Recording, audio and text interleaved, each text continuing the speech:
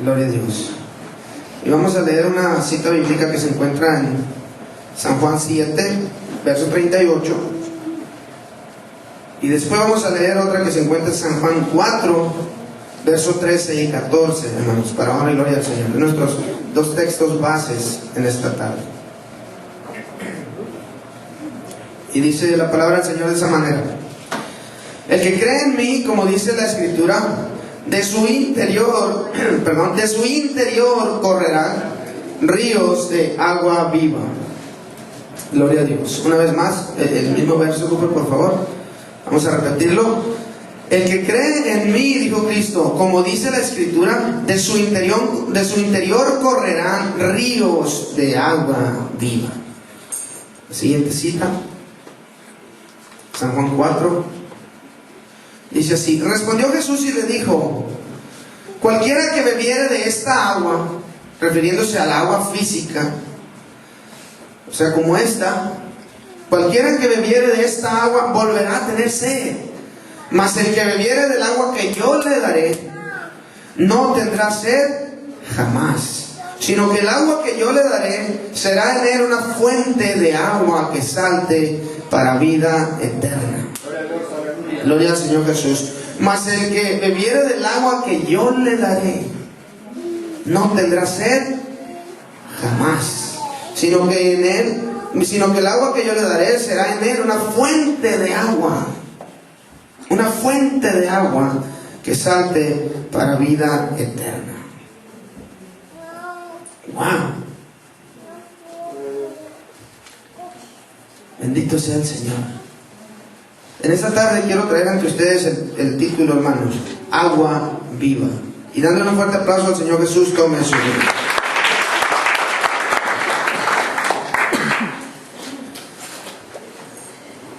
Voy a hacer una lectura del capítulo 4 de San Juan. Si usted lo quiere seguir o si puede, nuestro hermano Cooperlo pasando, dice así: cuando pues el Señor entendió que los fariseos habían oído decir: Jesús bautiza más discípulos que Juan, aunque Jesús no bautizaba sino sus discípulos, salió de Judea y se fue otra vez a Galilea. Probablemente no tenga mucho sentido quizá ahorita el hecho de que Jesús salió de Judea y se dirigió a Galilea, ¿okay? Pero tiene mucho sentido, hermanos. Y le era necesario pasar por Samaria. Vino pues a una ciudad de Samaria llamada Sicar, junto a la heredad que Jacob dio a su hijo José. Y estaba Es que me falta una frase ahí, por eso puedo leerlo aquí, ¿ok?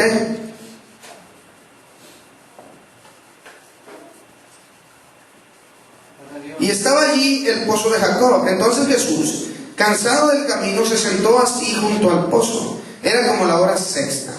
Vino una mujer de Samaria a sacar agua, y Jesús le dijo: dame de beber.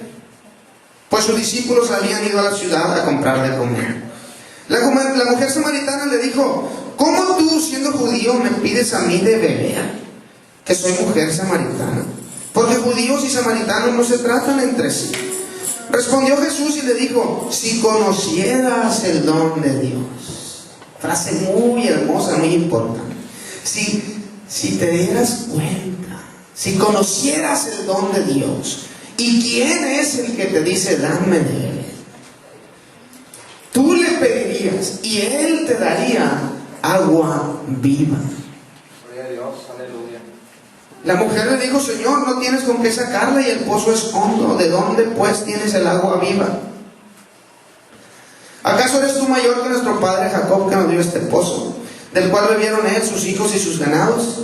Respondió Jesús y le dijo: no me has entendido todavía, mujer. Prácticamente ahora entendemos que le pasó a esta mujer samaritana como a Nicodemo, cuando Cristo le dijo: el que no naciere de nuevo, ¿podrá alguien volver a entrar al vientre de su mujer y al vientre de su madre, y volver a nacer? Dijo Nicodemo, porque no estaba entendiendo las cosas. Esta mujer estaba igual. Pero ¿acaso eres tú mayor que nuestro padre Jacob, que nos dio este pozo? Y luego, ¿y con qué vas a sacar el agua si no tienes con qué sacarla? Respondió Jesús y le dijo: cualquiera que bebiere de esta agua volverá a tener sed.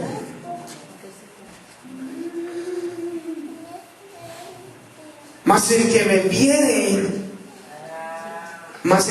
bebiere, hermanos, es una expresión muy importante, del agua que yo le daré, no tendrá sed jamás. Sino que el agua que yo le daré será en él una fuente de agua que salte para vida eterna. Gloria al Señor.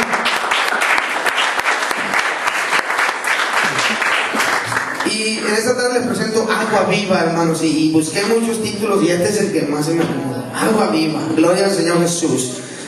El agua natural, hermanos, se necesita para saciar la sed. Amén. Tú tienes sed, buscas agua. Y para cualquiera que viva en un lugar donde hay abundancia de ella, de agua, esto puede tener muy poco significado, ¿no? Si hay mucha agua, ni siquiera piensa uno en eso. Pero para los samaritanos y los judíos, hermanos, de ese tiempo, de hace aproximadamente 2000 años, y creo que todavía, porque es un área desértica, hermanos, el hablar del agua es algo que tiene un significado muy profundo, hermanos, en sus vidas, por el lugar donde viven. El agua se necesitaba, por ejemplo, en los viajes, porque era una zona desértica, ir caminando, hermanos, y la mayoría de la gente caminaba a pie, pues eran pobres. Nomás los pocos ricos que había que podían andar en carruajes, pero los siervos de ellos andaban sufriendo.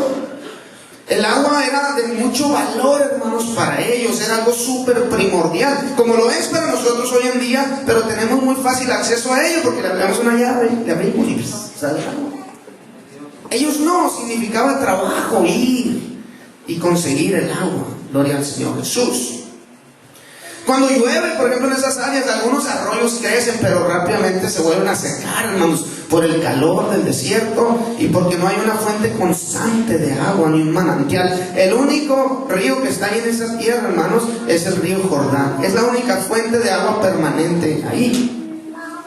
Entonces estos hombres, estas personas de esos tiempos tenían que tener en sus casas algún tipo de lugar donde guardar el agua, y hacían cisternas y ahí metían agua, pero tenían que ir a buscarla y la cuidaban mucho. O hacían pozos como el pozo de Jacob, que en mi tierra le llamamos norias. Es un pozo profundo donde salen aguas debajo de la tierra y llenan hasta cierto nivel el pozo, y hay que estar sacando con una cubeta y con una soga, con una cuerda y con una polea.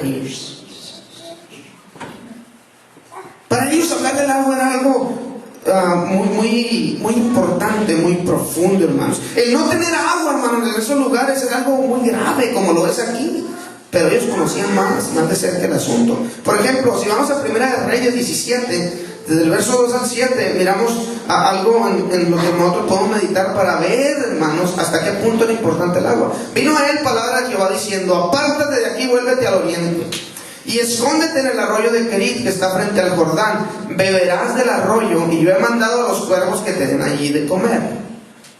Y él fue e hizo conforme a la palabra de Jehová, pues se fue y vivió junto al arroyo de Kerit, que está frente al Jordán. Y los cuervos le traían pan y carne por la mañana, y pan y carne por la tarde, y bebía del arroyo. Pasados algunos días, se secó el arroyo, porque no había llovido sobre la tierra. El profeta Elías, ¿se acuerdan?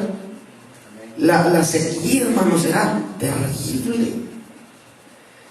El no tener agua era terrible. Por eso Cristo, hermanos, cuando llegó a este pozo, iba sediento, traía mucha sed, venía caminando por el desierto, hermanos. Gloria al Señor Jesús. Si le preguntas a alguien ahora, los jóvenes por aquí, a uno que fue a la universidad, ¿no? Te le acercas y le dices: oye, ¿qué es el agua? Te va a decir: no, pues es un líquido. Todos se van a acordar de la secundaria: incoloro, inodoro, insabor, que no sea, no tiene color, no tiene olor, no tiene sabor. Así es la definición del agua en el diccionario de Rus. Es un líquido incoloro, inodoro e insípido, compuesto por oxígeno e hidrógeno. Eso es el agua. Pero para ellos hablar del agua era la vida,